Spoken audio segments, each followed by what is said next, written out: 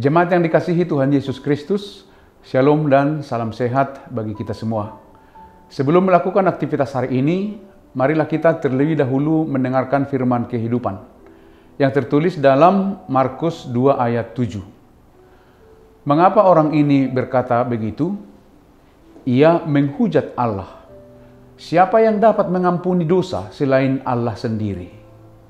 Tema firman kehidupan kita para pengikut Yesus, imani kuasa yang dimiliki Yesus.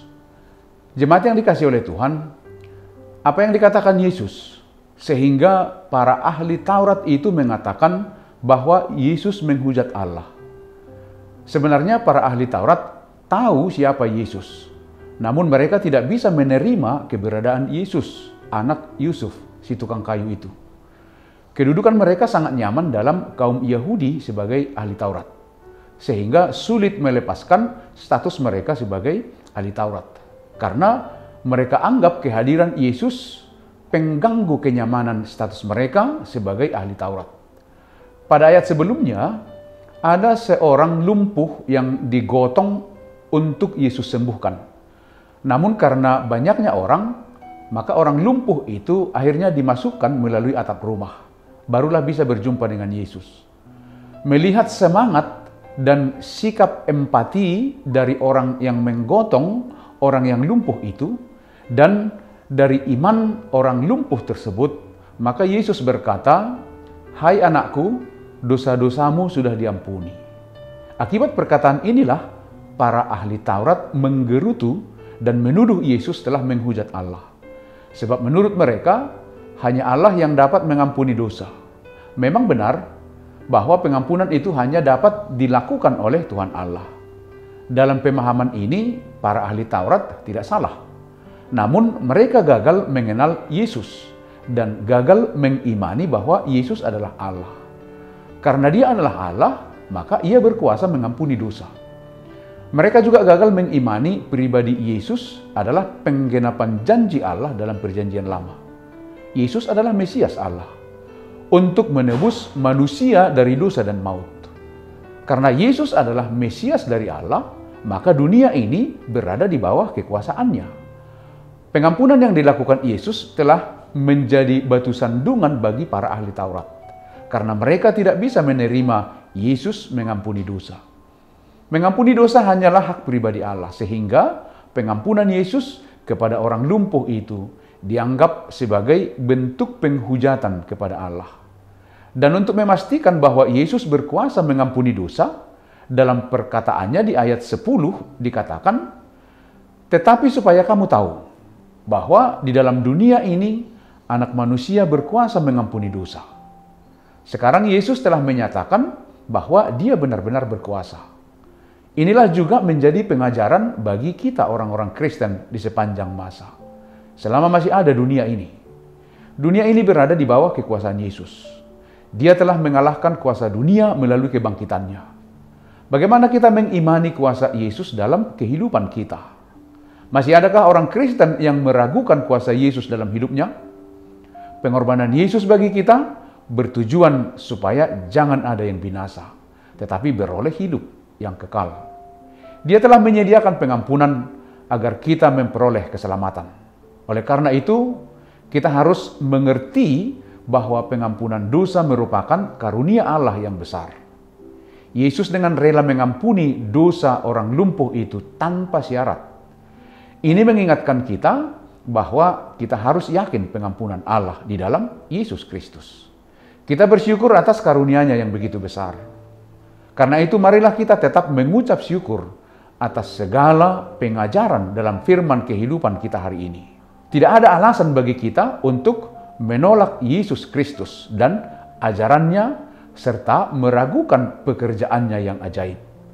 Kita yang percaya, mari mengimani kuasa mutlak yang dimiliki Tuhan Yesus. Sebab Dia adalah Tuhan dan Juru Selamat bagi kehidupan kita. Dialah sumber pertolongan dalam setiap keluh kesah kehidupan kita. Dia adalah sumber kehidupan kita. Imanilah kuasa Yesus dalam hidupmu. Demikianlah firman kehidupan kita. Selamat beraktivitas, tetaplah semangat. Tuhan Yesus memberkati kita semua. Amin. Mari kita berdoa. Terpujilah Engkau ya Tuhan Allah yang menyertai, memberkati kami.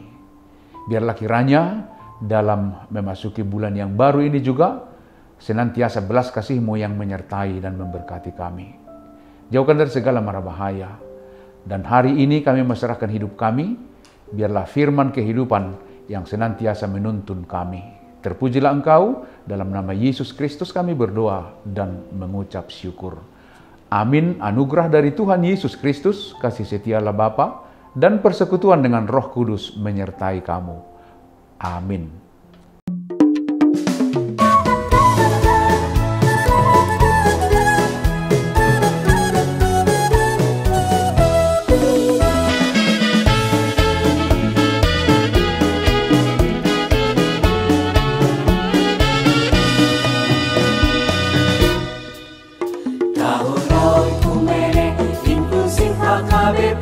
Proaktif menghadirkan kebaikan Allah, jauhkan diskriminasi dan juga rasis, agar terjaga kedamaian.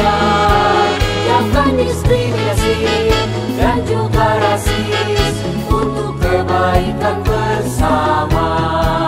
Kota Yesus waktu di bumi harus mengasihi musuhmu agar sempurna kehidupanmu seperti Allah Bapa.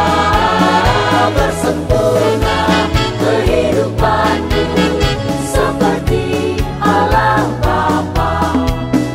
Okumene mempersatukan umat manusia di bumi. Okumene selalu membebaskan orang tertindas dan termarginal. Kita semua saling mengasihi sesama manusia. Apapun adanya kita wujudkan keutuhan ciptaan Tuhan.